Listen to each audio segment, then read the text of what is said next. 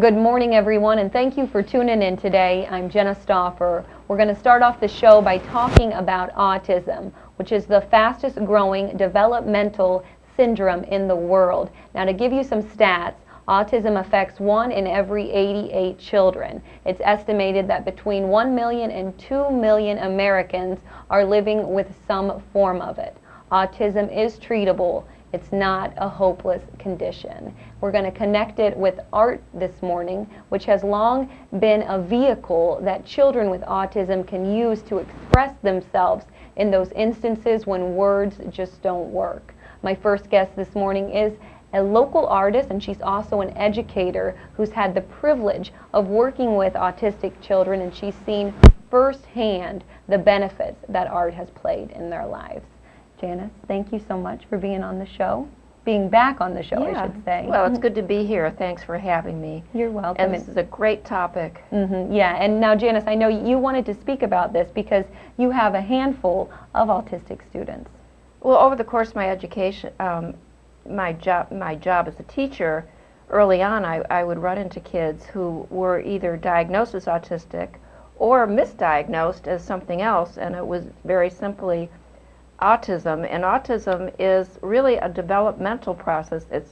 They're not what we call neurotypical. You know, as we grow within the first year of development, children babble. Within 2 years, they can do maybe a 2-3 word sentence. I mean, that's their normal milestones. But very often, this is missed for whatever reason, or parents just don't have the wherewithal or the resources to have their child diagnosed properly. And if it's not done within the first 3 years, it's very often missed, and they're stuck in a special eds class, or they're labeled retarded, and they're really some brilliant savants are autistic. In fact, I think they're lucky in some ways because they can focus when our monkey minds are all over the place. Right. They tend to be very myopic and almost, you know, like the Rain Man. Everybody has seen the Rain Man. Another famous one is Temple Grandin, which they recently did a movie on. But they're very brilliant people. They're not retarded, and that's really a crime when they're stuck with these labels.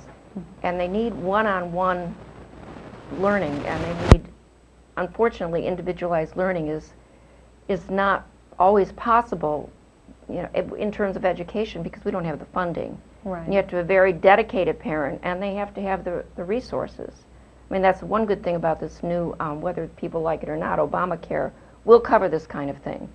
Whereas often these families, and by the way, it affects every level. You can be rich or poor, it doesn't matter, black or white. It just crosses the whole spectrum. And it's only in the last 20 years that so many people have been diagnosed with it. Just because, you know, 100 years ago, if your kid was autistic, you locked him in the closet or put him in an institution. Again, like the Rain Man was institutionalized. And the sad thing is, they are more visual learners. I mean, they don't read as quickly. It takes a lot of one-on-one skills to teach them to read. They're very visual. That's why art plays into this so beautifully. If they're severely autistic, they often carry around what we call a picture book, and they're pictures. And that's how they communicate. They'll show you a picture of, say, a glass of milk or whatever. They're visually very often much more gifted than we are. There's many great artists and musicians alike that, you know, far surpass the norm. And there's nothing wrong with them, and it can be addressed by, especially through the arts. And at the ceramics lab at FKCC, we're doing more and more with autistic kids. We just got a grant for $5,000, which was very exciting, so that we have the ability to bring kids in and work with them. Right now I'm working with one little girl, Charles Lynn. You'll see her up on the board. She's about 14. She's very gifted in art. Okay, and we have to take a quick break right now, Janice, but when we get back, you're going to talk about that student along with talking about some of the other students you have and the benefits that you've seen that art has played on them. Stay with us. We'll be right back after these messages.